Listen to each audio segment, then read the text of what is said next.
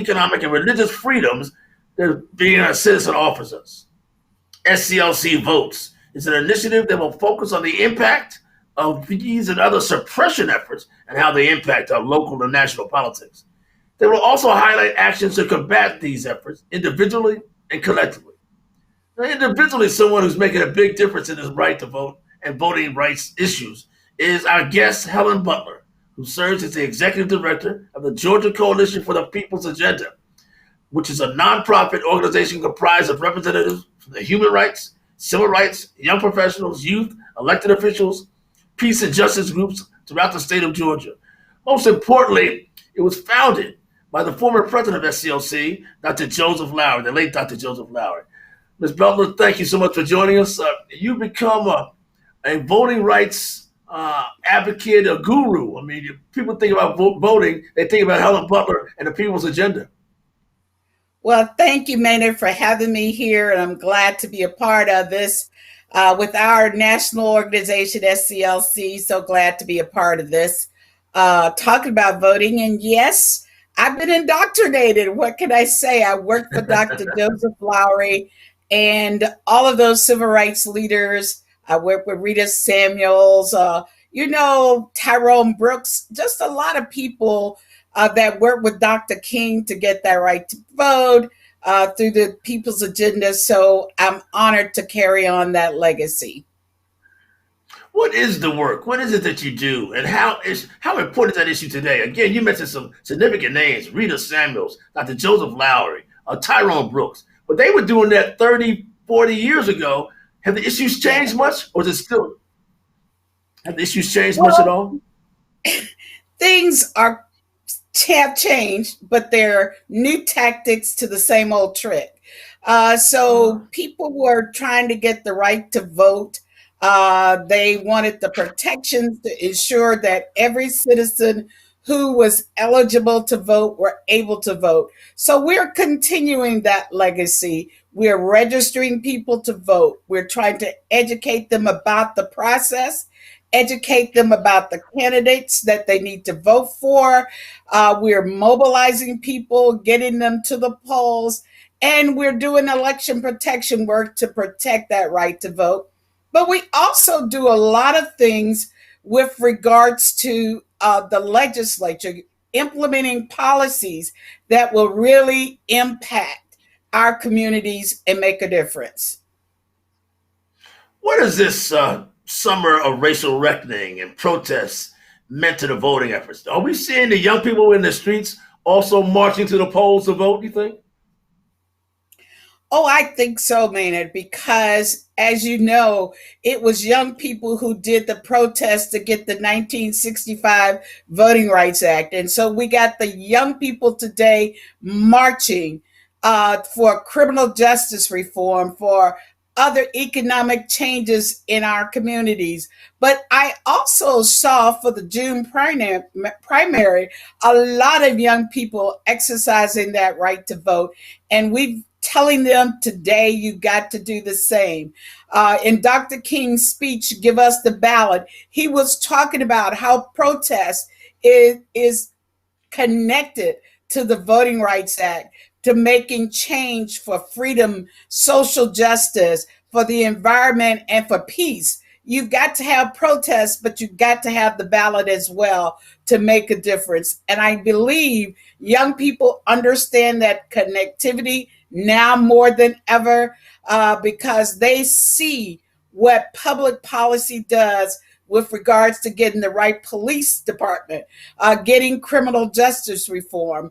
If you want to reallocate funding for the police, it has to be an elected official that will do that. So we're trying to make sure they get engaged, they're registered, they're motivated, they vote, and we want them to run for office because that's how they can make the difference.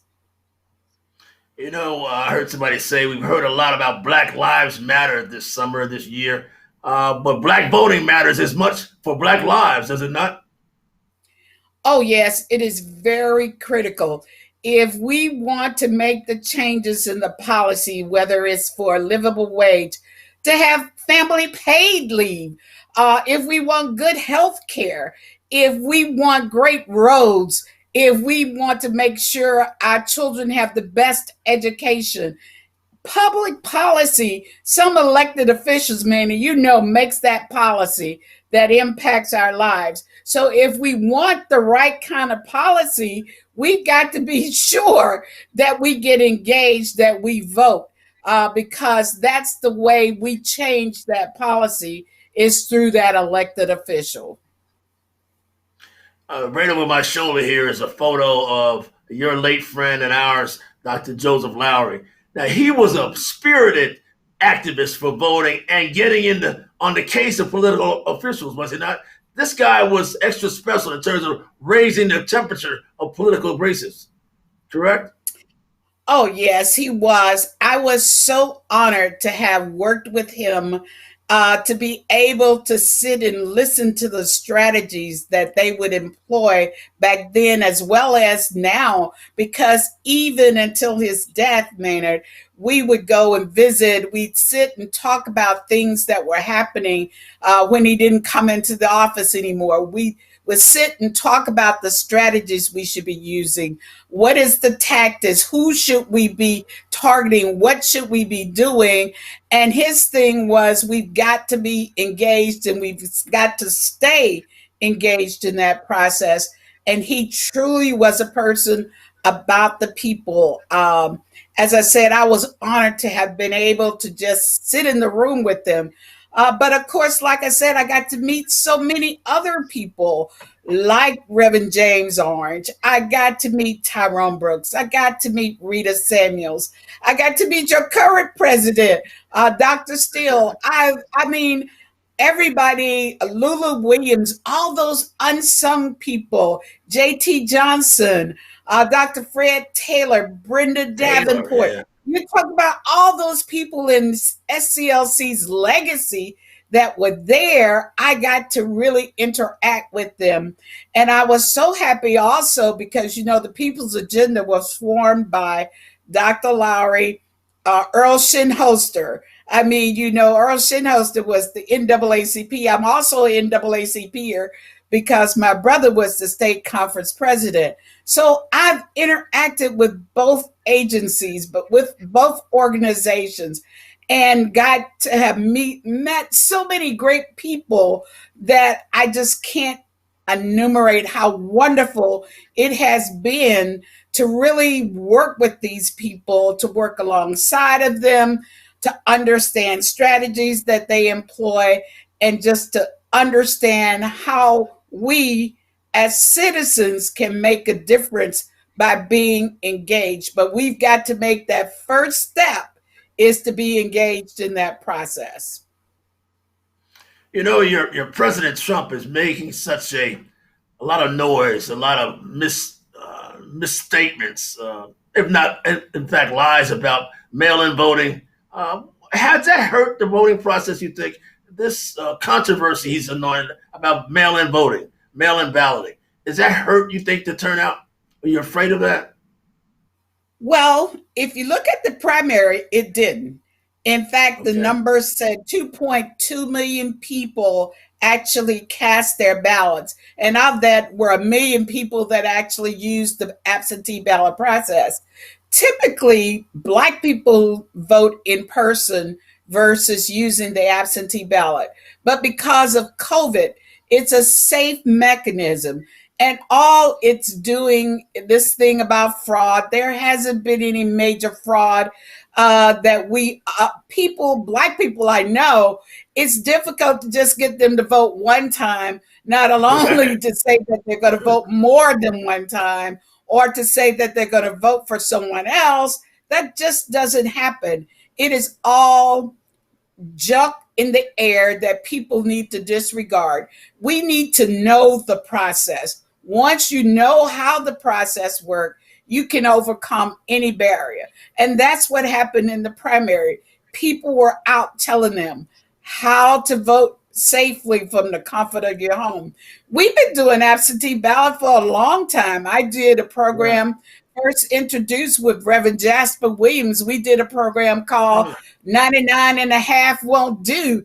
yeah, He was right. I getting remember that. people to really be registered to vote, and then be voting, because what they did on a Sunday, they chose a Sunday where everybody would request their ballots, fill it out at home, bring it to church, and they all would put it in the mail drop. They'd march to the ballot together with him leading them. So that was voting from the comfort of your home, even though you did it from the church. I've done that with Beulah Baptist Church in Decatur with Reverend Dr. Jerry Black. Vote from the comfort of your pew. That is the same thing. It means that you collect your information at home, get it, fill it out, seal it in, bring it in, you put it, a stamp on it, and you march together as a church family to the polls. That's why we did Sunday voting. That's why we had Sunday voting. That's why we asked for Saturday voting. There's a mandatory Saturday voting, October the 24th. So it's a day for people to get together. The family can vote together. But we just have to know that process. Know, A, that we have to request it first. Second, once we get it, we got to fill it out. We got to mail it back in by a certain deadline. And if we don't trust the post office, because they've been talking about the postmaster, the new postmaster, changing the operation procedures. Well, you can circumvent that. You don't even have to put a stamp on it. You can use drop boxes, and all counties are trying to get drop boxes. And if your county doesn't have one, contact me, because I know there are some businesses and organizations that are giving money to local boards of elections to help them purchase those kinds of things. So it's available for you to do that. So, hey, it's available. If we know the process, Maynard, we can't be stopped. Pam Richards, I believe her name was, said voting from the pews is a great idea. Will that happen again before Election Day this year? Well, with the way it happens right now, the churches are closed as well. Yeah. So we'll have to think of a new way to make that happen from the church. But basically, I know that there are a lot of churches that are providing their vans for us for rides to the polls, so that people and their drivers, they're providing their vans and drivers, so that if people need a ride to the poll, you don't trust voting from home or from the pew, you can still come and vote. So churches are engaged in that process. We will work with churches to get their absentee ballots to all their sick and shut in, try to get them back from them. There are a lot of organizations that have mailed people their absentee ballot requests.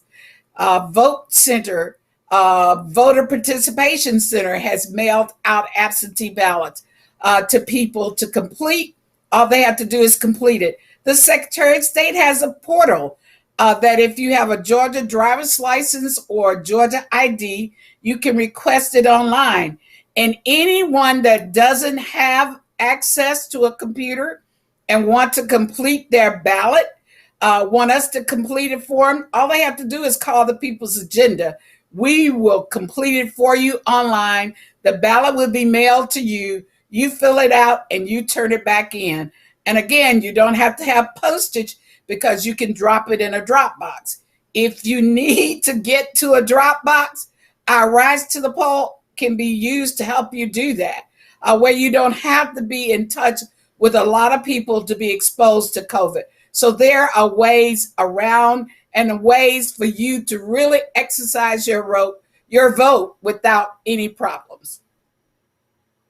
Helen, you've been doing this voting education and voting activism for a while. What's the temperature this year? What are you hearing? What are you feeling about voting this time around, particularly given the pandemic? Well, I think people have really understood the connection between voting and what policy can do. If you look at, I didn't get my unemployment benefit, right? It was held up. Why? because some elected official in some department that they have appointed some person to complete that process didn't do it correctly. So also you understand the connection between why it's important to have good health care with COVID like it is. Uh, Many people have pre-existing conditions, but they are covered by the ACA, the Affordable Care Act. But there are people that want to take that away so people understand how policy can impact their everyday lives with whatever is happening. So COVID, I think, has awakened a lot of people to why voting matters and why it's connected. Even with the census, to get the right numbers, we got to get people counted, everybody counted, because the counting impacts who gets to represent you. It gets to represent how much money is coming to your neighborhood out of your tax dollars, because the census means the allocation of your tax dollars back to your community. So if we don't get counted, our tax dollars go somewhere else, Maynard. It also That's means right. someone else will get a representative that we should have gotten. So it's important, but it's all connected. And I think people are seeing that connectivity. Ms. Gloria Sullivan asked, would you please give her your email address so she can contact you? Ms. Gloria Sullivan, one of her. My email address is helen.butler at thepeoplesagenda.org. And Peoples has an S on it. Helen, HELEN BUTLER at the Peoples PEOPLES Thank you. Listen, we also talk about this summer, and you've been working intensely with this voter suppression. It's a phrase that frightens many people, but it's really true. Is it not? For example, just to my knowledge, our current Georgia Secretary of State has erroneously or mistakenly or purged some 200,000 Georgia voters. Some say that's just wrong and they should be returned to their voting rights. Your thoughts on that? The Ratzenberger, Georgia Secretary of State, purging nearly 200,000 people illegally.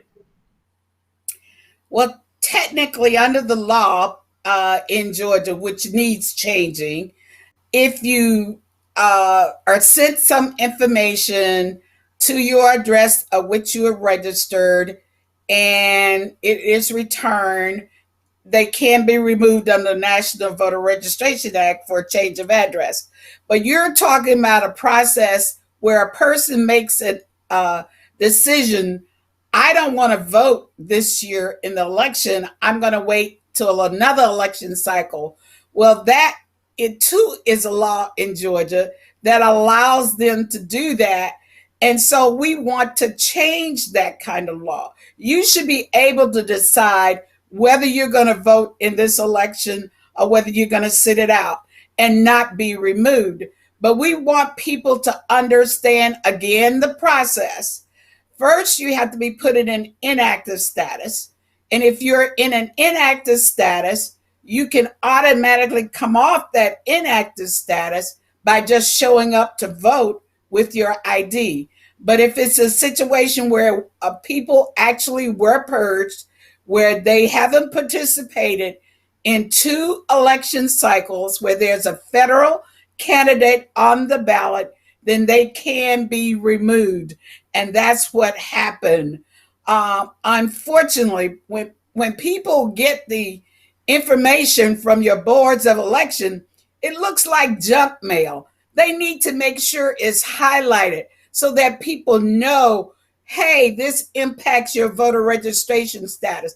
But again, you've got to have the right people making those decisions so that people are informed. I do have to give Raffensperger credit. He did mail people an absentee ballot request. He did do the absentee ballot portal to make people, some people have the ability to do it and to process it easier. But again, there are things that need to be done that stop a lot of people from exercising their right to vote. But we're here to say, don't let that be a deterrent. We have the information to help you. If you want to register to vote, the deadline is October the 5th for November the 3rd election. Again, if you want to vote in the November 3rd election, October the 5th is the last day you can register to vote. We have 21 days of early voting in person. That begins October the 12th and goes through the 30th. So we want people to understand the deadlines, how it works, what you need to do. When you go vote, you have to have a photo ID. So we want people to know that. Be educated about the process. Know some of the terminology that you're here. What's a primary? What's a runoff? What's a special election? What's a general election? Be engaged and know that, because they're not teaching it in class, civics class anymore, but we can educate ourselves. So let's do that. We don't want barriers to stop them, Maynard. And that's my point to anyone. We will help you. We'll help you overcome those barriers. We have some great lawyer friends that will help us. We just won a situation this morning where there was a person who was challenging 14,000 people right before this election.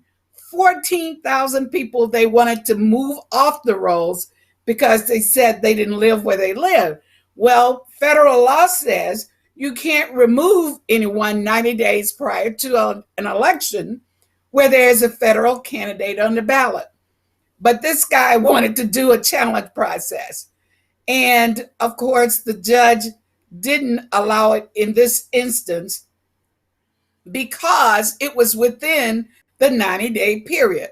But of course, after the election is over, that person is more than welcome to challenge these 14,000 people. He has to prove the reason why they should be, and the Board of Elections has to have a hearing to decide if they should be removed. But those are the kinds of things, exact match.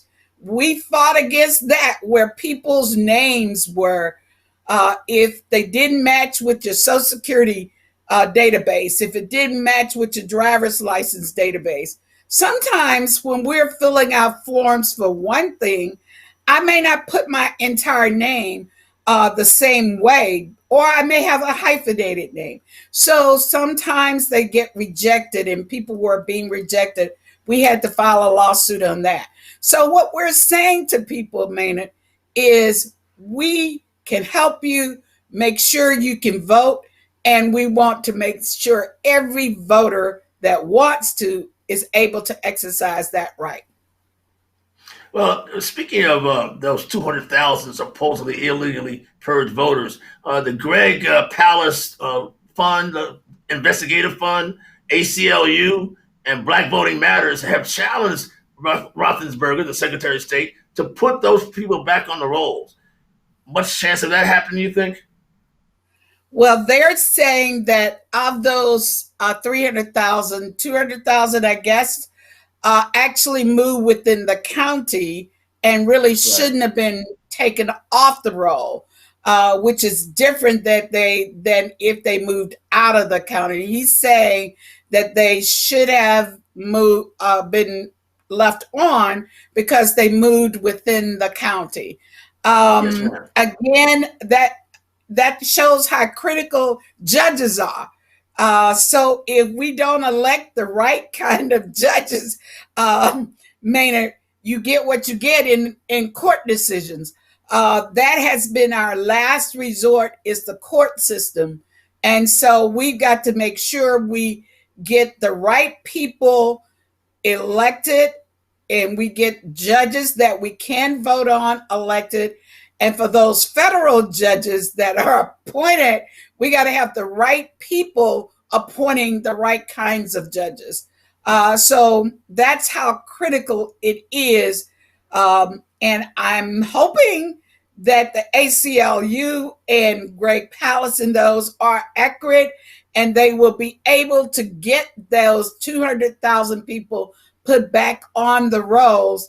That would be a wonderful thing. But again, we've got to challenge that law too, that I said is on the book with Georgia, where if you don't vote in a particular election, you get moved off.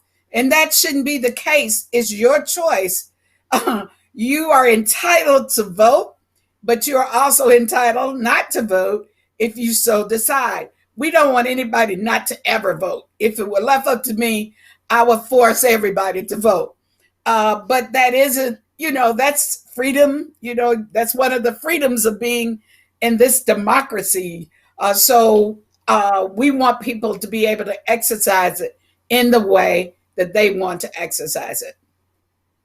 Fred Taylor, who is a civil rights hero of his own here at SCLC and as an activist, he says, speak to in Georgia the issue of civics and government classes in public schools no longer being required. Now, is that optional? I mean, you see the question there. What's the answer to that sort of question by our renowned Fred Taylor? It should never be optional. That should be the very first class that we teach our young people is civics. How does government work? Again, as I said, everything we do from the day we're born to the day we die, Maynard, we're impacted by some public policy that an elected official makes. So we need to teach our children how that government works, how the laws are made, how they can get it changed, more importantly. So we want young people to know that they should be engaged. But okay, if the schools are not teaching it, the churches ought to be teaching it. All of us organizations ought to have freedom schools where we talk about what is involved in that. So those are the kinds of things that we really need to get back to basics to teach in our schools. That is important to know how government impacts us and how we can make a difference. Helen, you were just talking briefly earlier about the judges and the importance of judges. Well, the country's in an uproar now over a partisan uproar over the new Supreme Court justice nominee. As a woman, as an activist, as a Black woman, what are your thoughts about this new appointee to the U.S. Supreme Court, or who's being vetted to be on the Supreme Court? Well, personally, and I'm taking off my People's Agenda hat because you asked me a personal question. Yes, People's ma'am. Agenda is nonpartisan. We're a nonprofit. We don't talk about. But I can tell you the Supreme Court justices are important to me. As a woman, as a Black woman, I don't want anyone making a decision about me without my input in it. It's me. And a lot of people are looking at it just from the narrow point of abortion. But I mean, you're talking about healthcare. You're talking about education. You're talking about in the environment. You're talking about everything. Voting rights will be determined by these Supreme Court people. So it's very critical that we get a person that is going to interpret the laws as written and not try to rewrite the laws for some political party. So that's my opinion. That's where I stand on the issue. Ladies and gentlemen, thank you so much for joining us with Helen Butler, an intellect, an activist. She knows voting. She knows Black folks. She knows activism. Helen, thank you so much for being with us. We invite you, the public, to join us. Join SCLC. We need your membership. We invite you to be a part of our family. Helen, you're as good as it gets. Thank you so much. Thank you for having me, Wayne, and I appreciate it very much.